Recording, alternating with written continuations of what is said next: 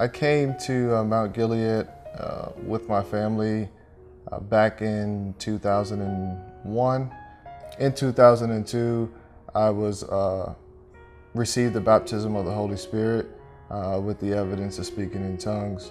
And I really didn't know how powerful it was until later on, after I graduated from high school and went off to the military, and I separated from the ministry. And I stopped putting God first in my life. At that point, I went through so many different things, from being incarcerated to just living for the world. And at that point, I really started using my heavenly language, not only when I was in trouble, but this process of legal issues went on for about a year, and I felt like it was a test to just, see if I was going to wait until it was all over, and then I was going to go back to doing things that I wanted to, the way I wanted to do them. So it was about 5 felony convictions, which all entailed a maximum sentence of 42 years. Throughout those legal issues, I did receive a felony conviction that had nothing to do with those 42 years that I was facing. But after receiving the felony conviction, those charges, which were about 6 or 7 felonies, were non-processed. And non-processed means that they didn't have enough evidence on me for those charges to stick to me.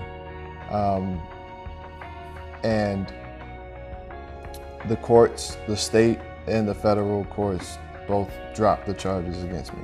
I never did any time for that case. And I know it was nothing but God himself just keeping me.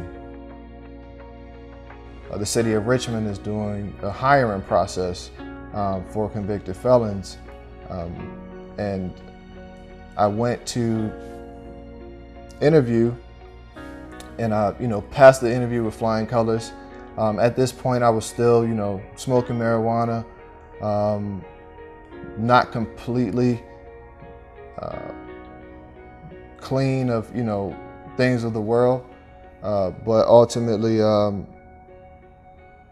I went to the job fair, and I was hired on the spot.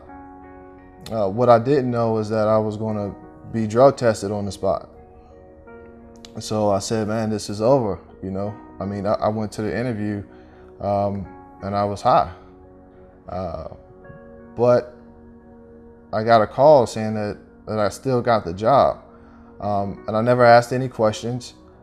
I was asked to open the call center and train the first class, which is where, that was in 2013, so it's where I met William, and I actually almost fired him on the first week. He was a couple minutes late for training, but I told him I'd give him one more chance and that he better not mess it up. I had no idea that was going to be the love of my life or the person I was going to marry. We started to kind of form a relationship and see a little bit more of each other than just the hookup, I guess. Right. So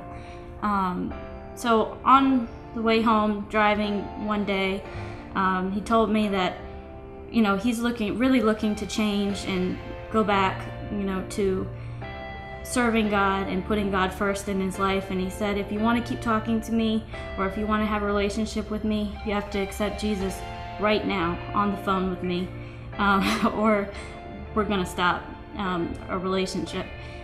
I thought it was crazy, but I did it anyway. And it started there, but then he wanted me to go to church. He said, you really got to go to Mt.Gilead. It's the best church I've ever been to.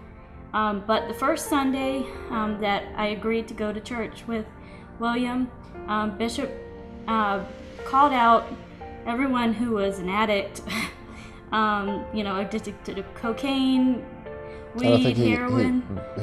he specifically Yeah, he said cocaine. Strong. Yeah, and some things he'll touch on, and then it was like he had said a few things, and he had paused for a second. And you know how he listens to the Spirit, and he was just like, "Oh yeah," and cocaine, it's done now. I felt a little violated at first because I wasn't really sure I wasn't sure if William had talked to him and tried to communicate that this was what I was dealing with. And so I had Coke in my purse at that time, and it was just kind of strange for me to be sitting there. I felt really convicted, and I wasn't even fully saved yet. And so a couple weeks after that, I flushed the cocaine down the toilet and decided that since this guy knows more about me than I do about myself, that it might be worth going all in. And we just started really applying the stuff, or the bishop's teachings that he was doing. I'll say, okay, I'll just focus on this one thing, and I'll get this one thing right, and then I'll be good. And then next Sunday or Wednesday, Bishop would come up with something else that I needed to work on, and it hasn't stopped since then. every Sunday, every Wednesday, it's just something new, something I didn't think that I needed to work on, and until he kind of calls you out on it. I mean, it was definitely a teaching. Every Wednesday, every Sunday was like Bishop was a fly on the wall at your house or at your job, and it was just like, it's points, and I'm sure almost everyone in the congregation at some point feels like he's talking directly to you, and it's no way unless he has to hear that from the Spirit. And I just want to encourage any young person, any older person. I'm no Bible scholar. I love God. I put Him first. I'm not the man that I used to be. I know what I've been through, so it gives me a different outlook on what's to come, because I've seen God do things that, no man can explain. Some of it I can't explain to you, but just know that God did it all. And I just want to give a very special thanks to our spiritual mother and father, Bishop, co-pastor Elena,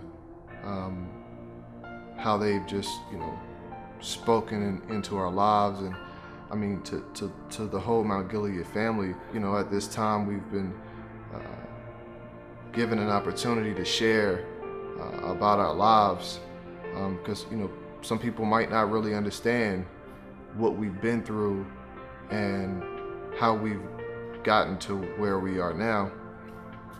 And it's nobody but God. There's nothing that we did. There's nothing that anybody did besides get out of the way and let God have His way. I'm just excited about what's next and the plans that God has for us.